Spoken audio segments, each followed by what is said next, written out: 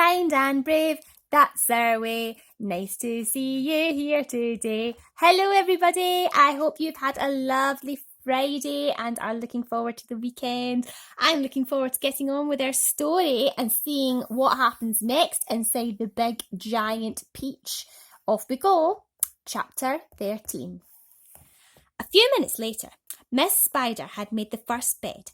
It was hanging from the ceiling, suspended by a rope of threads at either end, so that it actually looked more like a hammock than a bed. But it was a magnificent affair, and the stuff that it made of shimmered like silk in the pale light. "I do hope you find it comfortable," Miss Spider said to the old green grasshopper. "I made it soft and silky as I possibly could. I spun it with gossamer. That's a much better quality thread than the one I use for my own web." "Thank you so much, my dear lady," the old green grasshopper said, climbing into the hammock. "Ah, this is just what I needed. Good night, everybody. Good night." Then Miss Spider spun the next hammock, and the ladybird got in. After that, she spun a long one for the centipede, and an even longer one for the earthworm. "And how do you like your bed?" she said to James when it came to his turn. "Hard or soft?" "Oh, I like it soft, thank you very much," James answered. "Oh, for goodness sake, stop staring round the room and get on with me boots," the centipede said. "You and I are never going to get any sleep at this rate, and kindly line them up neatly in pairs as you take them off. Don't just throw them over your shoulder." James worked away frantically on the centipede's boots. Each one had laces that had to be untied and loosened before it could be pulled off. And to make matters worse, all the laces were tied up in the most terrible, complicated knots that had to be unpicked with fingernails. It was just awful. It took about 2 hours. And by the time James had pulled off the last boot and lined them all up in a row, 21 pairs altogether, the centipede was fast asleep. "Well, wake up, centipede," whispered James, giving him a gentle dig in the stomach. "It's time for bed." "Thank you, my dear child," the centipede said, opening his eyes. Then he got down off the sofa and ambled across the room and crawled into his hammock. James got into his own hammock, and oh, how soft and comfortable it was compared to the hard, bare boards that his aunts had always made him sleep upon at home. "Lights out," said the centipede drowsily. Nothing happened. "Turn out it light," he called, raising his voice. James glanced round the room, wondering which of the others he might be talking to, but they were all asleep. The old green grasshopper was snoring loudly through his nose. The ladybird was making whistling noises as she breathed, and the earthworm was coiled up like a spring at one end of his hammock, wheezing and blowing through his open mouth. As for Miss Spider, she had made a lovely web for herself across the corner of the room, and James could see her crouching right in the very centre of it, mumbling softly in her dreams. "I said, turn out it light," shouted the centipede angrily. "Are you talking to me?" James asked him. "Of course I'm not talking to you, you ass," the centipede answered. "That crazy glowworm has gone to sleep with her light on." For the first time since entering the room, James glanced up at the ceiling, and there he saw the most extraordinary sight. Something that looked like a gigantic fly without wings. It was at least 3 feet long, was standing upside down upon its 6 legs in the middle of the ceiling, and the tail end of this creature seemed to be literally on fire. A brilliant greenish light, as bright as the brightest electric bulb, was shining out of its tail and lighting up the whole room. "Is that a glowworm?" asked James, staring at the light. "It doesn't look like a worm of any sort to me." "Of course it's a glowworm," the centipede answered. "At least that's what she calls herself. Although actually, you are quite right. She isn't really a worm at all. Glowworms are never worms. They are simply lady fireflies without wings." "Wake up, you lazy beast!" But the glowworm didn't stir, so the centipede reached out of his hammock and picked up one of his boots from the floor. "Put out that wretched light!" he shouted, hurling the boot up at the ceiling. The glowworm slowly opened one eye and stared at the centipede. "There is no need to be rude," she said coldly. "All in good time." "Come on, come on, come on," shouted the centipede, "or I'll put it out for you." "Oh, hello, James," the glowworm said, looking down and giving James a little wave and a smile. "I didn't see you come in. Welcome, my dear boy, welcome. Oh, and good night." Then click, and out went the light. James Henry Trotter lay there in the darkness with his eyes wide open, listening to the strange sleeping noises that the creatures were making all around him, and wondering what on earth was going to happen to him in the morning. Already he was beginning to feel like he was beginning to like his new friends very much. They were not nearly as terrible as they looked. In fact, they weren't really terrible at all. They seemed extremely kind and helpful in spite of all the shouting and arguing that went on between them. "Good night, old green grasshopper," he whispered. "Good night, ladybird. Good night, Miss Spider." Before he could go through them all, he had fallen fast asleep. Chapter 14. "We're off!" someone was shouting. "We're off at last!" James woke up with a jump and looked about him. The creatures were all out of their hammocks and moving excitedly around the room. Suddenly, the floor gave a great heave, as though an earthquake were taking place. "Here we go!" shouted the old grasshopper, hopping up and down with excitement. "Hold on tight!" "What's happening?" cried James, leaping out of his hammock. "What's going on?" The ladybird, who was obviously a kind and gentle creature, came over and stood beside him. "In case you don't know," she said, "we're about to depart forever from the top of this ghastly hill that we've been living on for so long.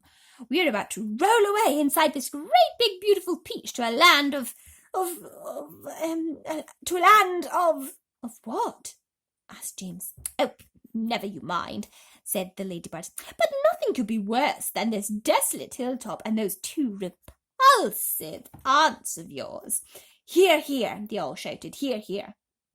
"You may not have noticed it," the ladybird went on, "but the whole garden, even before it reaches the steep edge of the hill, happens to be on a steep slope, and therefore the only thing that has been stopping this peach from rolling away right from the beginning is the thick stem attaching it to the tree. Break the stem and off we go." "Watch it!" cried Miss Spider, as the room gave another violent lurch. "Here we go!"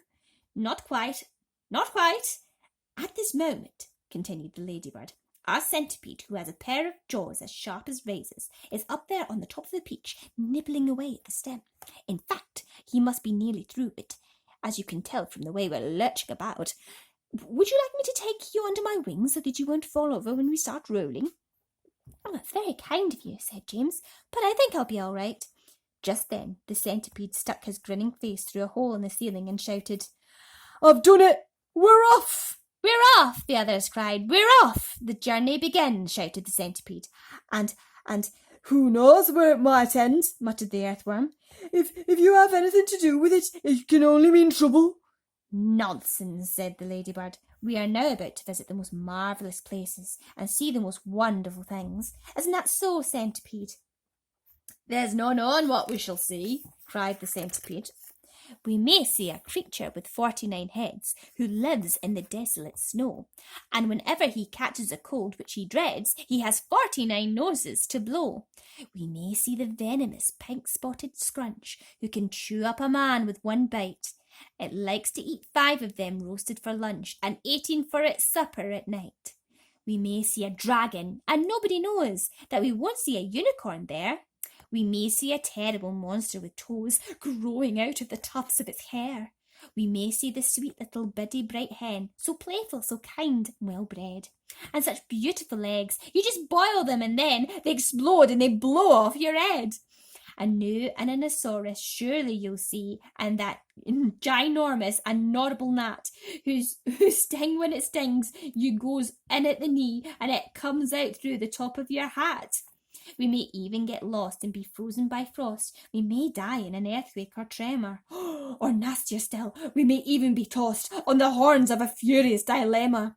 But who cares? Let us go from this horrible hill. Let us roll, let us bowl, let us plunge. Let's go rolling and bowling and spinning until we're away from old Spiker and Sponge. 1 second later, slowly, insidiously, almost gently, the great peach started to lean forward and steal into motion. The whole room began to tilt over, and all the furniture went sliding across the floor and crashed against the far wall. So did James and the ladybird and the old green grasshopper and Miss Spider and the earthworm and also the centipede, who had just come slithering quickly down the wall. Chapter 15. Outside in the garden, at that very moment, Aunt Sponge and Aunt Spiker had just taken their places at the front gate, each with a bunch of tickets in her hand, and the first stream of early morning sightseers was visible in the distance climbing up the hill to view the peach. "We shall make a fortune today," Aunt Spiker was saying. "Just look at all those people." "I wonder what became of that horrid little boy of ours last night," Aunt Sponge said. "He never did to come back, did he?" "He probably fell down in the dark and broke his leg," Aunt Spiker said. "Or maybe his neck," Aunt Sponge said hopefully. "Just wait till I get my hands on him," Aunt Spiker said, waving her cane. "He'll never want to stay out all night again by the time I've finished with him. Good gracious me, what's that awful noise?" Both women swung round to look. The noise, of course, had been caused by the giant peach crashing through the fence that surrounded it, and now, gathering speed every second, it came rolling across the garden towards the place where Aunt Sponge and Aunt Spiker were standing. They gaped, they screamed, they started to run, they panicked. They both got in each other's way. They began pushing and jostling, and each one of them was thinking only about saving herself. Aunt Sponge, the fat one, tripped over a box that she'd brought along with her to keep the money in and fell flat on her face. Aunt Spiker immediately tripped over Aunt Sponge and came down on top of her. They both lay on the ground, fighting and clawing and yelling and struggling frantically to get up again. But before they could do this, the mighty peach was upon them. There was a crunch. And then there was silence. The peach rolled on, and behind it, Aunt Sponge and Aunt Spiker lay ironed out upon the grass, as flat and thin and lifeless as a couple of paper dolls cut out of a picture book. Whoa! So that's the ants being taken out? What do you think of that, City Llama? Ooh. Well, they were baddies, so it's all right, isn't it, really?